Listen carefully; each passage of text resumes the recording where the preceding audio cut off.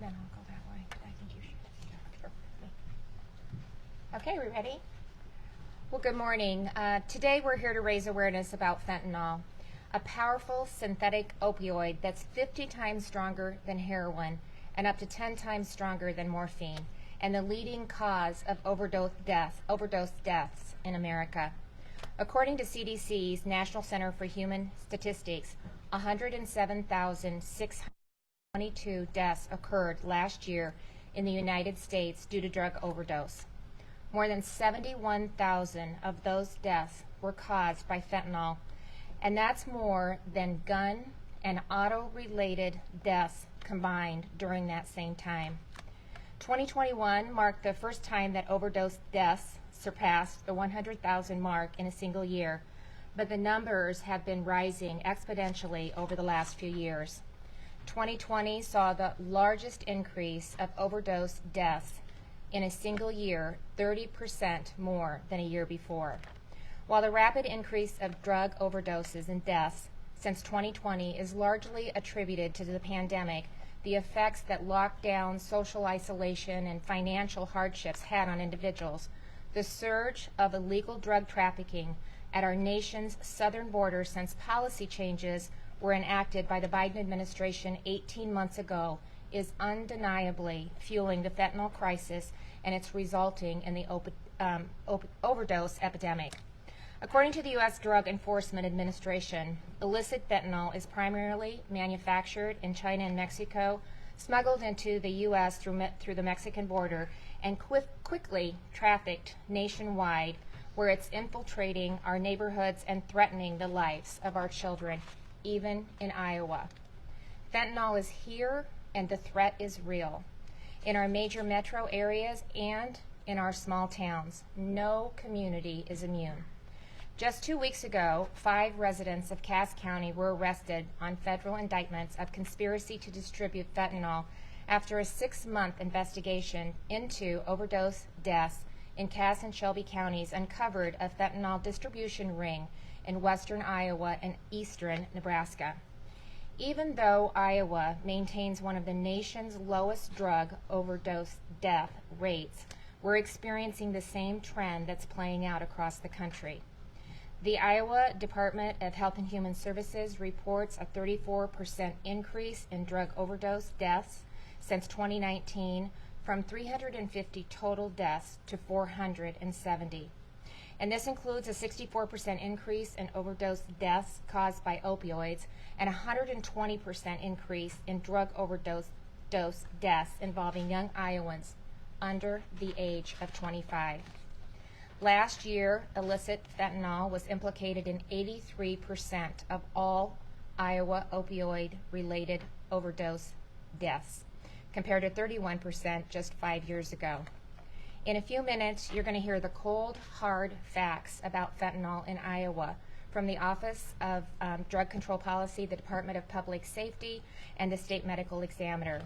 You'll learn how fentanyl is being mixed with other illicit drugs and then sold illegally as products that look like legitimate prescription opioids. You'll hear how easy it is to buy these illegal drugs through social media or from local dealers.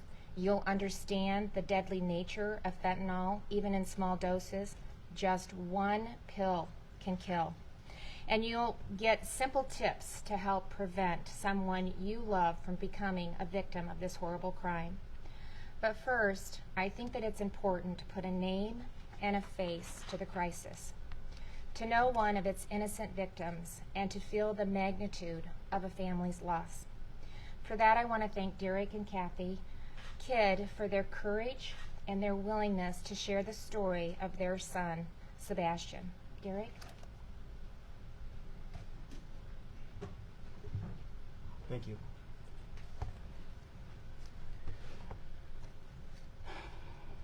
We want to start by thanking everybody that took the time to set this up. It's recognition that their lives meant something. And talking about this is the first step. And I'm going to let everybody else talk about the facts and the statistics and utilize my time up here. Our son was like many other kids. He did well in school, played sports, went to church, job, lots of friends, and seemed to be enjoying life. But he also suffered from depression, headaches, and had gone through several tragedies in his life. Behind that beautiful face was a kid who was hiding his pain. On the evening of July 29th, 2021, our son went to bed after a long day at work. He was leaving for a trip to Arizona the next day with his aunt and uncle. The following morning, I noticed his bedroom door was still closed, so I went in to check on him, and I found him slumped over his bed. It's an image that will haunt me forever. Later, we found out he had taken a half a Percocet before he went to sleep. Our son was taken from us on July 30th, 2021. He did not overdose. He did not want to leave this world. You don't overdose on one Percocet or Xanax. He was deceived to death by whomever sold him that counterfeit pill. He was poisoned, for lack of a better term. Our lives were forever changed that day. There is nothing that can compare to the loss of a child. Nothing. Our son will be forever 17. This journey for us will never be over. All we can do now is remember how much joy he brought into our lives and continue to live for him. Until you've lost a child, you don't understand how seemingly impossible that is. And that's why we're here today. This problem is not going away. I need the parents and frankly anyone that will listen to hear these words and make sure they resonate. We've heard time and time again how it comes down to parenting and how this won't happen to their child. I can share with you tens of thousands of other parents who were told the same thing.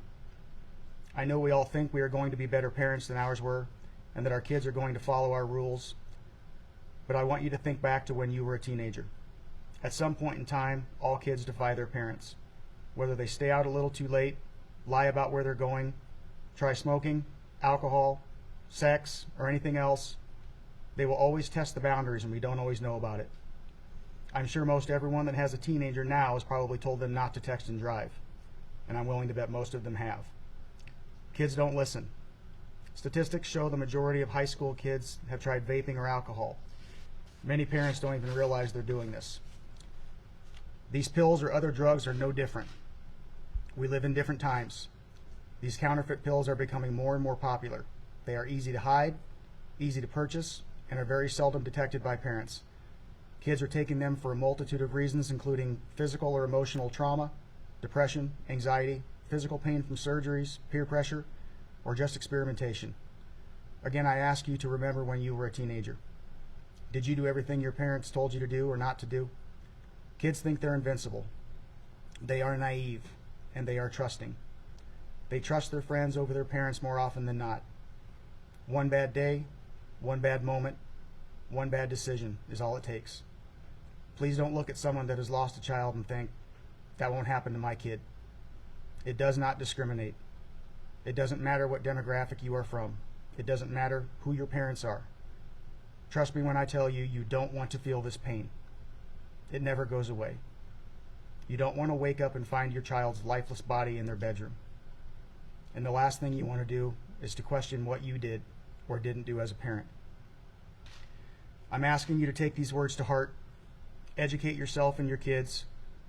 I'm urging you to talk to your kids and anyone you can about what is going on so they know how bad this crisis is. I implore you to look kindly at others and don't judge the children or the parents. It takes a village and we are in this fight together. Our son is gone.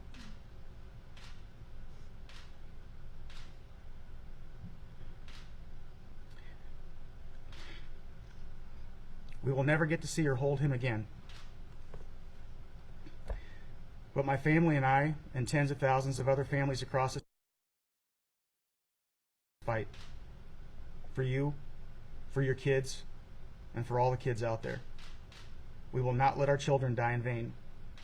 They no longer have a voice, but we will become their voice. Thank you.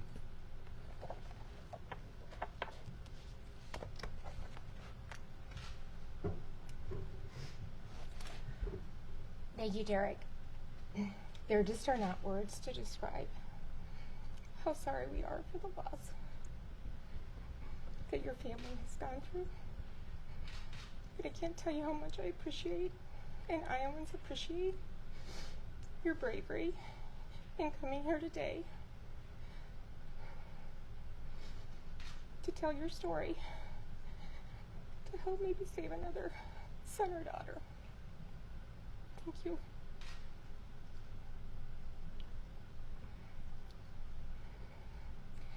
As I mentioned earlier, our purpose today is to raise awareness about fentanyl in Iowa. I'm joined by state agencies and departments that are engaging in this effort on a daily basis. And I want to thank each of them and their teams for their dedication to this important work. But as you'll hear from each of them, there's more to be done to combat this crisis, and we need every Iowan to be a part of this effort.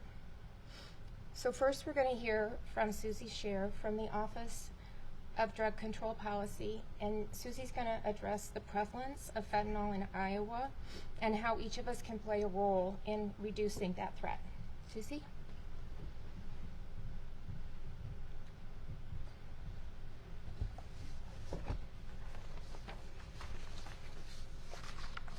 Thank you, Governor. I appreciate you lending your voice to this incredibly important issue. I want to start by saying thank you to our allies in the fight against illicit fentanyl and counterfeit pills who are with us today. In addition to Governor Reynolds, Lieutenant Governor Gregg, the Kidd family, and the organizations represented by today's speakers, I want to thank our state's prevention and treatment providers, the DEA, the Iowa Poison Control Center, and our local, state, and federal law enforcement agencies and officers for their work every day. Like the rest of the nation, Iowa is in the throes of an opioid epidemic. It's actually an epidemic of polysubstance use, addiction, and overdose. The prevalence and use of counterfeit pills laced with fentanyl is rapidly rising in Iowa. Based on year-to-date crime lab data, Iowa law enforcement is on pace to seize nearly 145,000 counterfeit pills by the end of this year, for what would be a 740% increase from last year. You can see in the photos displayed here, there's one seizure alone where over 40,000 counterfeit pills were seized right here in Iowa, and 6,000 of those pills were pure fentanyl. Unlike pharmaceutical-grade fentanyl, which is used for treating severe pain, illicit fentanyl is typically produced outside the U.S. and can be deadly in tiny amounts. According to the DEA, 4 out of every 10 fake pills laced with fentanyl contain a lethal amount. A comprehensive prevention, treatment, and enforcement response is required, and that's exactly what we're doing here in Iowa. We're starting with educational efforts like this, and drug demand reduction is essential. The state has many efforts underway, including local prevention programs. We have nearly 400 prescription drug take-back boxes, prescription monitoring program enhancements, medication-assisted treatment for opioid addiction, and other substance use and mental health disorder treatment, as well as law enforcement-assisted diversion to treatment, expanded access to naloxone for reversing opioid overdoses, and the Good Samaritan law for reporting suspected overdoses. In addition to all that, state and local law enforcement are working diligently to disrupt the supply of illegal drugs coming into our state by removing dangerous products from our communities and the profiteers who sell these poisons. Today, we ask all Iowans to act to protect themselves and others from the deceitful dangers of fentanyl and counterfeit pills. These pills look like legitimate prescription medications and are often perceived as safe when they may in fact contain a lethal amount of fentanyl. The National Association of Boards of Pharmacy and the Iowa Pharmacy Board advise Iowans to use safe, verified pharmacies and to beware of websites that advertise no prescription needed, incredibly low prices, or have no Iowa license. This is a message all Iowans need to hear. It is especially important that we protect our unsuspecting children. Our call to action today can be summed up by the acronym TIPS. Trust pills only from a reliable source, prescribed to you from your doctor and dispensed by your pharmacy. Inform local law enforcement if you find suspicious pills or possible other drug-related activity. Prevent poisoning by talking to your kids, safely storing and disposing of your medications, and having naloxone on hand. And finally, seek help and get the facts about fentanyl and counterfeit pills in Iowa. Thank you again for being here and helping us share this message.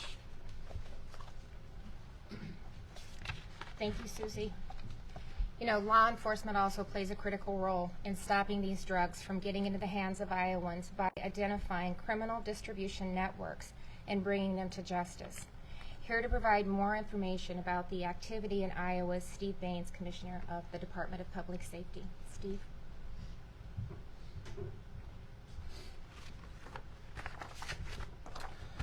Thank you, Governor. Stopping the flow of poison like fentanyl and methamphetamine into our communities remains one of the highest law enforcement priorities we have.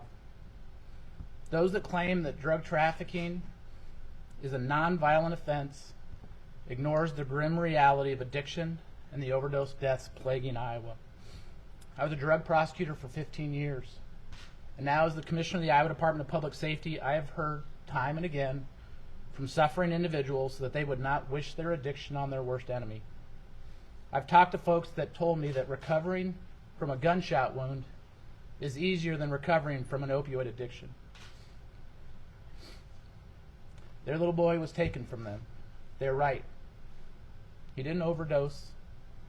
He wasn't an addict. He was killed. He was killed by drug traffickers. That's a violent offense. And we're going to treat it as such here in Iowa. The influx of fentanyl coming into Iowa is touching every corner of our state.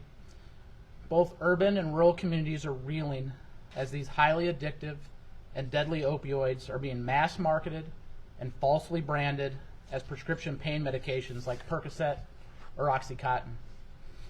The volume of fentanyl seized by law enforcement throughout Iowa is shocking, even to the most veteran narcotics agent and drug chemist. To be frank, I'm surprised our overdose deaths aren't higher.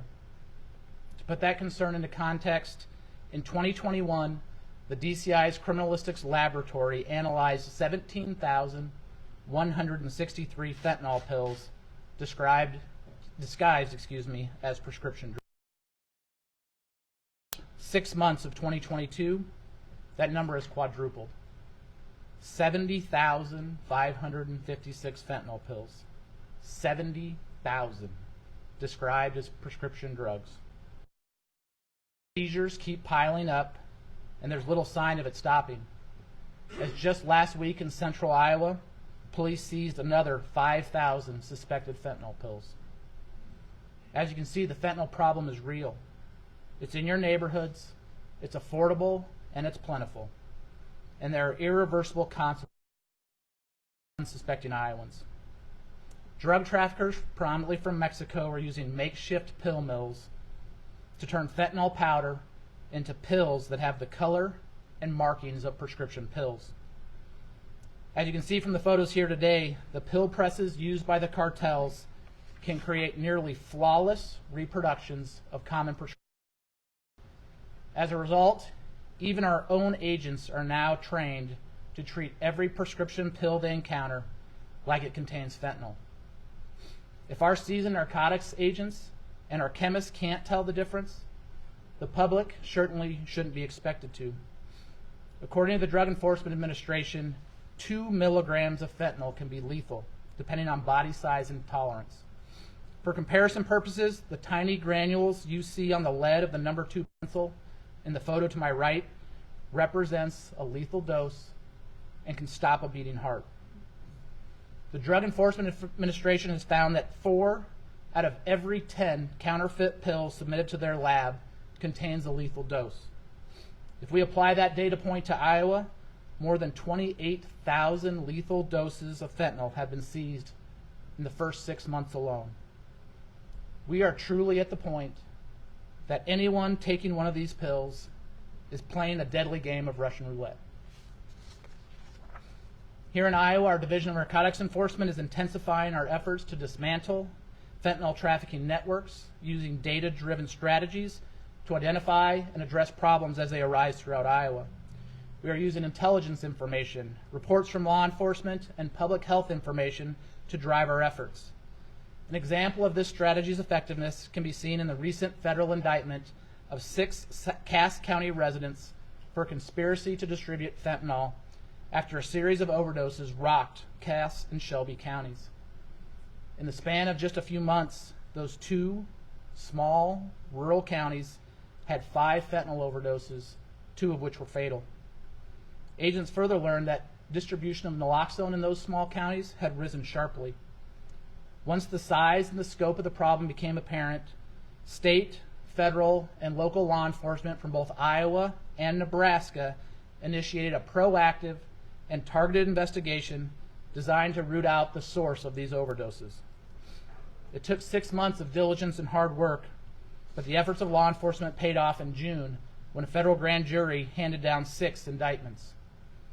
But there's so much work to be done, and we need the public's help in keeping. Parents and loved ones may be asking themselves, what should I do if I find non-prescribed pills in my home? As a parent myself, I can understand that struggle some of you may have in taking these matters to law enforcement, but it's the only sensible answer. First, proper disposal is critical.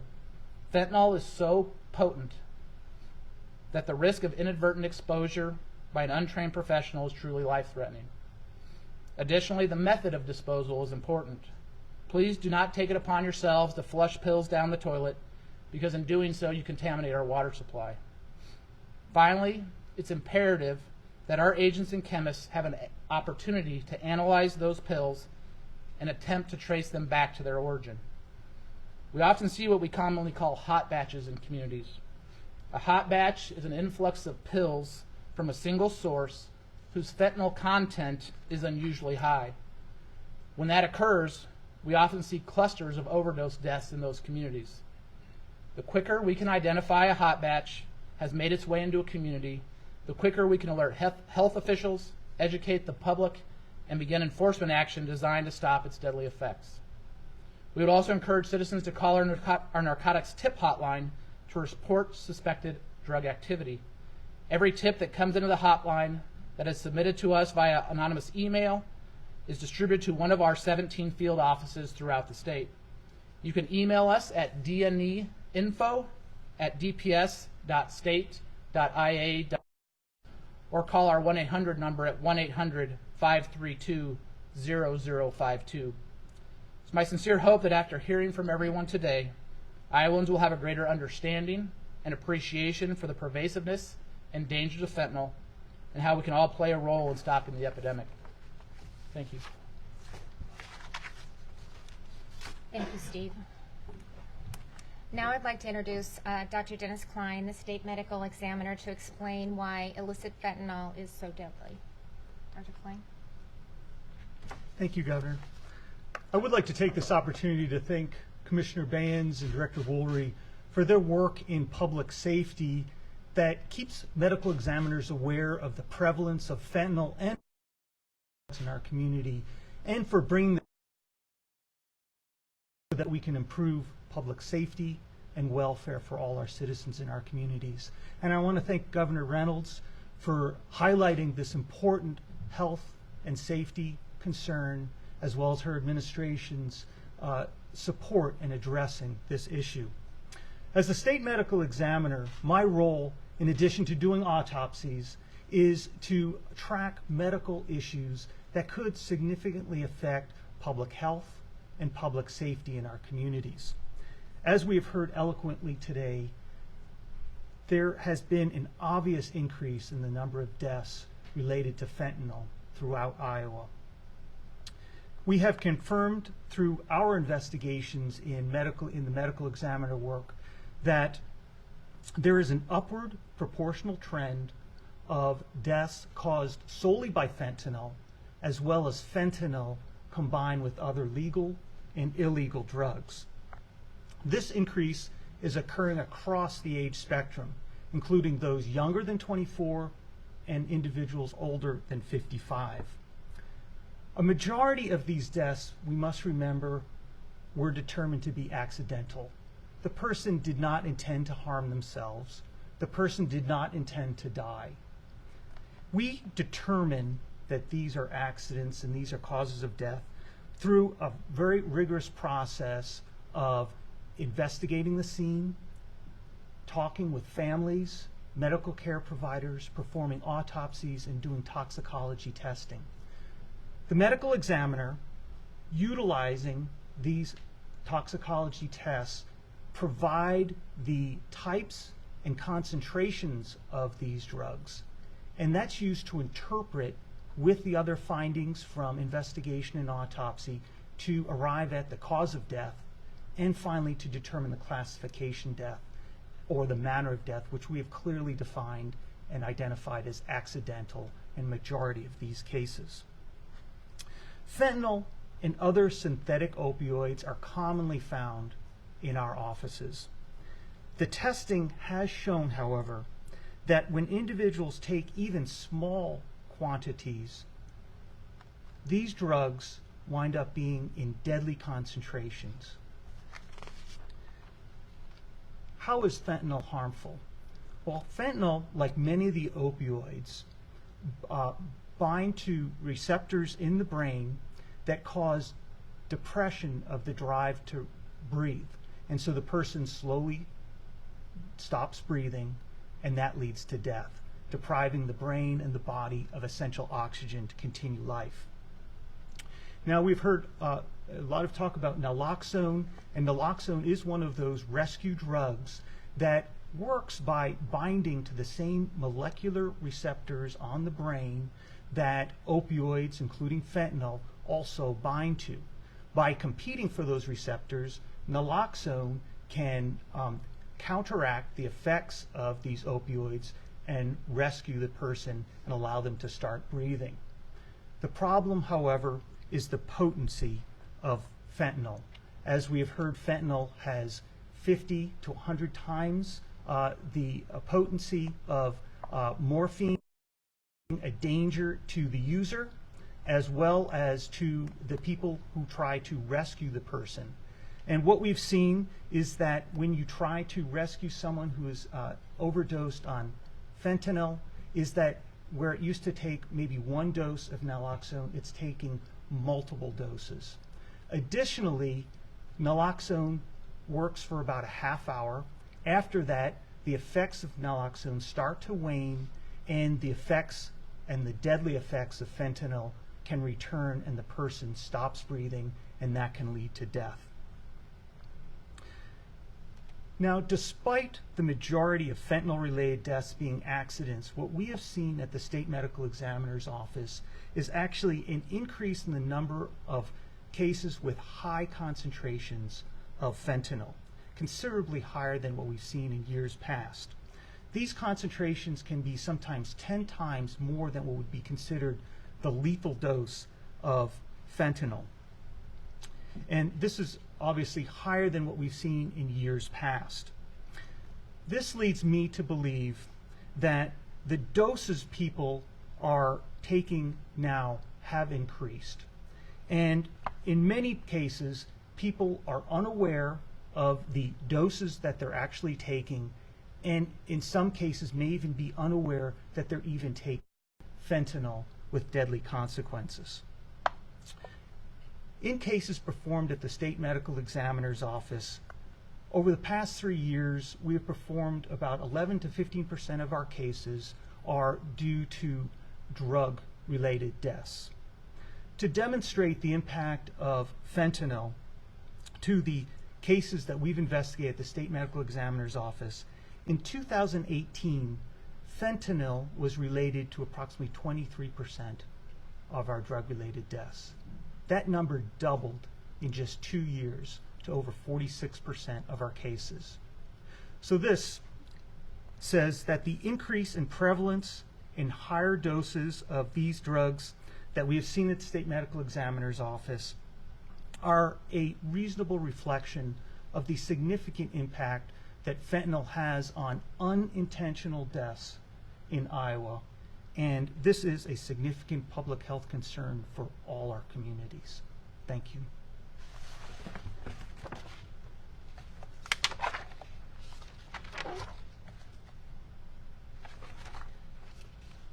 Thank you, Dr. Klein. I appreciate you being here today and appreciate the information and all that you do that you've shared. While it's extremely difficult to hear that so many of our fentanyl deaths are accidental, it's important that Iowans fully understand the deadly consequences of this drug.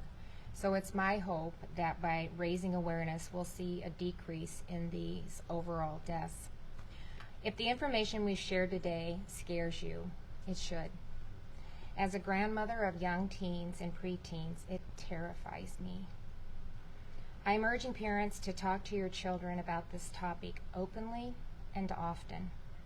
Our kids need to know about the dangerous and lethal consequences of experimenting with drugs, especially when so many today are laced with fentanyl. For too many people, there are no second chances. One pill can kill. To help Iowans understand what's at stake, the Iowa Department of Health and Human Services will be deploying an extension of its public health multimedia campaign targeting preteens to young adults, which is currently focused on suicide prevention, to include new messaging about the dangers of fentanyl. I want to remind all Iowans, whether you're a concerned parent who needs help addressing this issue or someone who's struggling with substance abuse, Your Life Iowa provides free, confidential support 24 hours a day. So please go to yourlifeiowa.org to get help if you need it. At the state level, we continue working to expand services for teens and young adults who suffer from substance use disorders. This is a growing need, and I'm pleased to share that next month, YSS will break ground on an innovative 72-bed behavioral health and youth recovery campus in central Iowa that will provide emergency shelter, crisis stabilization, and substance use disorder treatment. The earlier that young Iowans get treatment, the higher the likelihood of long-term successful sobriety. We'll also continue to work with our local and federal law enforcement agencies to reduce the supply of illicit fentanyl in Iowa and hold the criminals accountable, the criminals involved accountable. I also want to thank Senator Grassley for introducing the Stop Pills That Kill Act. It is a bipartisan effort to implement penalties for possessing equipment to manufacture counterfeit pills containing fentanyl and methamphetamine. I look forward to seeing this bill progress through Congress and be signed into law. And finally, I call upon the President to secure our southern border and to stop the influx of illegal drugs from flowing into our country and into our communities and harming our people. Enough is enough. Protecting Americans must be our priority. So with that, we'll go ahead and take questions. I can take questions, but if you have questions from the individuals that have spoke, Director Garcia is with us today. If you have any questions about the PSA that they'll be working on, we'll open it up to questions on this topic right now. Maybe this question is for you anyways. What do drug dealers get benefit from mixing drugs with fentanyl? What is their benefit there? Well, in part, how it tends to work and why they're marketing it as Oxycontin or Percocet is because you can use such a small amount of fentanyl to give the same effect as what a full tablet of Oxycontin may be. So you're talking about, a milligram or half a milligram of fentanyl compared to what may be a greater dose of a traditional opioid like Percocet or Oxycontin is. And so there's a price margin there that they have to put smaller amounts into those pills, but they can still charge $50, $60 a pill to receive it. And then you have to understand that even though they're very good at camouflaging and making these pills look like they're OxyContin, their ability to monitor the amount that is going into these pills is far less sophisticated. You don't know if you're getting a 2 milligram one, a half a milligram, or you're getting pure fentanyl. And that's the innate problem, and that's when we talk about hot batches, is you just don't know from moment to moment. You may be familiar or conditioned your body to know what it feels like to take a half an OxyContin pill, but your body's never experienced fentanyl. Or maybe you were taking small doses of fentanyl and then you hit one of those hot batches and it immediately kills you. Is the manufacturing done here? I mean, do you have any evidence that it's here, or is it manufactured in pills coming forth? The vast majority of it is in pill mills in Mexico, so the vast majority of the powder, I think, is being produced, some in Mexico, but still coming from China into Mexico. They're using large, elaborate pill presses, predominantly in Mexico, and then it's coming across the border. We have found some kind of rudimentary pill presses. The vast majority of it's coming from Mexico. Naloxone. I know some law enforcement agencies carry naloxone for is that required for law enforcement agencies to stay? It's not. Steve, you might as well stay up here. Are there any plans to incentivize that or even require it? All of our folks at the Department of Public Safety are given naloxone and are trained on how to use it. I think almost every agency, for the most part, it's readily available. Most agencies have adopted its deployment in standard practice. However, it's not required, but it has become so prevalent. And really, there's not only an interest in saving community members, but they carry it for their own self-preservation. Because if they encounter a situation, especially if it was powdered and you grab a bag and just the dust that can produce from that and you can ingest it can be fatal. And so it is in part designed for officer safety as well. So we also, I don't know if you remember, but in 2016 we stood up a standing order for pharmacists to be able to dispense. In addition to that, we've seen over a 1,000% increase in the use of naloxone since 2015 through 2021. And we've also added different businesses and organizations and nonprofits that can request for free naloxone to have on site to be prepared in case they have to administer it. Looking at the counterfeit pills, is there, I guess, a certain type of prescription that we're seeing the highest amount being laced with fentanyl? Yeah, the single biggest thing we're seeing right now is, and it's almost become parlance in the drug circles, is M30s. And that is what OxyContin looks like. That's kind of what you see up front here in kind of the second poster board over, kind of the bluish pills.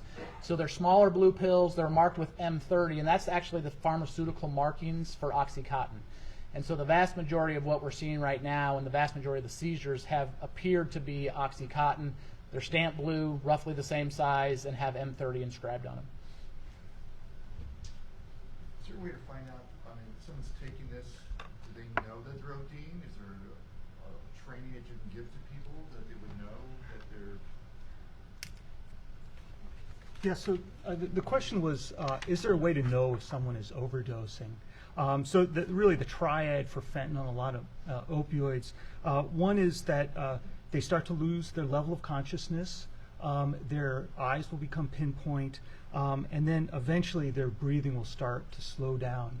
Now I will caution you with fentanyl, unlike even heroin and morphine, this happens at a much more rapid pace, so you have to act more quickly and you have to act more aggressively. With naloxone, maybe multiple doses, and even those single doses, you have to get them to medical treatment immediately. You can't delay on this, and having them on hand is really critical for people who have an opioid addiction. But if you're the person taking it, do you know that you're ODing, or is it too fast? Come on. It's really going to depend on what you're taking and the dosing. What we used to see in people who were overdosing on heroin is that it was a slower process. The lungs became more congested, and we'd actually see a lot of frothing that would happen around the mouth. With fentanyl, these potencies are high enough that the person dies much more quickly. And a lot of these same types of symptoms that we saw with morphine and oxycodone are happening so quickly and they're dying more quickly. So they may or may not recognize those symptoms. How quickly are you talking? I mean, I know it probably depends on the dosing and the biocide and all that, but Yeah. what time? I can't give you an exact time, but based on the physiology that we see, it could be happening in seconds.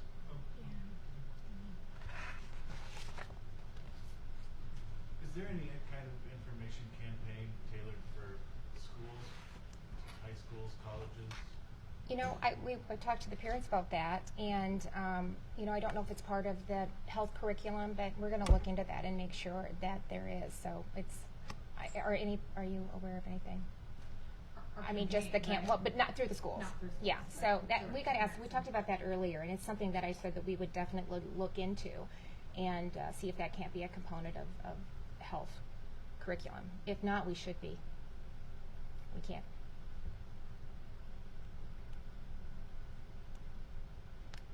Okay, thank you very much. Thanks.